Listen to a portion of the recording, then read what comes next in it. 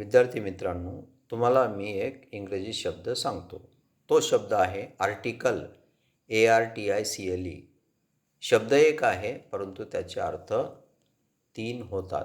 पहिला अर्थ, आर्टिकल म्हणजे उपपद. अ अँड द हे काय आहेत? आर्टिकल्स आहेत. दुसरा अर्थ, आर्टिकल म्हणजे वस्तू. There are so many articles inside our home.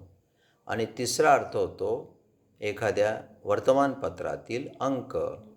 I read an article about nature. मी निसर्गाविषयी एक लेख ऐकला. समजले विद्यार्थी मित्रांनो?